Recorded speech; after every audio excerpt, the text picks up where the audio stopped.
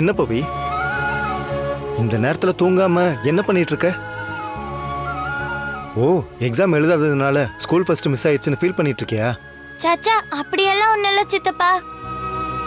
நீங்க சொன்ன மாதிரியே இது சாதாரண எக்ஸாம் தானே. இந்த எக்ஸாம்ல மிஸ் ஆயிடுச்சுன்னா அடுத்த எக்ஸாம்ல இன்னும் நல்லா எழுதி ஃபர்ஸ்ட் வர முடியும்னு எனக்கு நம்பிக்கை இருக்கு சித்தப்பா. அதுவும் இல்லாம முடிஞ்சு போன விஷயத்த பத்தி திரும்பவும் யோசிக்கிறதால என்ன யோசனை சொல்லுங்க? எப்படி பவி, உன்னால எல்லாத்துலயும் இவ்வளவு தெளிவா இருக்க முடியுது? பெரியவங்க நாங்களே சில விஷயங்கள்ல தடுமாறுறப்போ சின்ன பொண்ணு நீ இவ்வளவு தெளிவோட இருக்கிறது எனக்கு ஆச்சரியமா இருக்கு. நீ சொன்ன மாதிரியே அடுத்த எக்ஸாம்ல நீ தான் ஸ்கூல் ஃபர்ஸ்ட் வர்ற, அது கன்ஃபார்ம். தேங்க்ஸ் சித்தப்பா. நீங்க சொன்னதுக்காகவே நான் கண்டிப்பா வருவேன். அப்புறம் சித்தப்பா, நான் உங்ககிட்ட இன்னொரு விஷயம் சொல்லணும். சொல்லு பவி. இல்ல, நான் சின்ன பொண்ணுதான். இதெல்லாம் ஏன் சொல்றேன்னு நீங்க தப்பா நினைச்சுக்காதீங்க. ஏன் பவி, நான் போய் உன்னை தப்பா நினைப்பனா? முதல்ல என்ன விஷயம்னு சொல்லு. என்கிட்ட என்ன தயக்கம் உனக்கு? இப்ப ஏதோ புது ஆர்டர் வந்திருக்கு, அதுக்காக வீட்டை அடமானம் வைக்கணும்னு பேசிட்டு இருந்தீங்கல்ல? ஆமா. அத கண்டிப்பா பண்ணணுமா சித்தப்பா? ஆமா பவி, இவ்வளவு பெரிய ஆர்டர் நம்ம கம்பெனிக்கு கிடைச்சிருக்கிறது எவ்வளவு பெரிய விஷயம் தெரியுமா?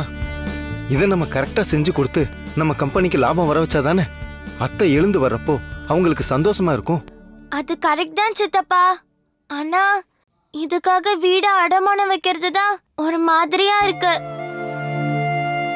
அதுவும் பாட்டி வர இப்படி இருக்கிறப்போ அவங்களுக்கு தெரியாம இது செய்யலாமா? வேற வழி இல்ல பவி, வேற எங்கேயும் நமக்கு கடன் தர மாட்டாங்க. இல்லனா நானே இந்த மாதிரி ஒரு முடிவுக்கு வந்திருப்பேனா சொல்லு? எனக்கு உன்னோட பயம் புரியுது. ஆனா பிசினஸ்ல இதெல்லாம் சகஜம்தான். எவ்வளவோ பேர் இப்படி ரிஸ்க் எடுத்து பிசினஸ்ல பெருசா ஜெயிச்சிருக்காங்க. அதனால நீ என்ன நம்பு, இதுல எந்த தப்பும் வர்றதுக்கு நான் விட மாட்டேன். நான் எப்பயுமே உங்களை நம்புவேன் சித்தப்பா. அப்படின்னா ஒண்ணு பண்ணலாமா? எப்பவுமே நான் பாட்டி கிட்ட ஏதாவது கேட்டா அவங்க விரல் அசைச்சு அதுக்கு பதில் சொல்லுவாங்க. அதே மாதிரி இத பத்தியும் நம்ம கேட்கலாமா சித்தப்பா? பாட்டிக்கு இதுல இஷ்டம் இருந்துச்சுன்னா கண்டிப்பா அவங்க பதில் சொல்லுவாங்க. குழந்தைகளோட உலகமே தனிதான். சரி, ஓகே, உனக்காக அதையும் பண்ணிடலாம். ஜோதி ஒரு நாள் டைம் கேட்டிருக்கா, அவளோட முடிவையும் தெரிஞ்சுக்கிட்டு அதுக்கப்புறம் நீ சொன்ன மாதிரியும் செஞ்சிடலாம். ஓகேவா? ஓகே சித்தப்பா. சரி, நீ போய் படு. இப்போதானே ஃபீவர் சரியாயிட்டு இருக்கு.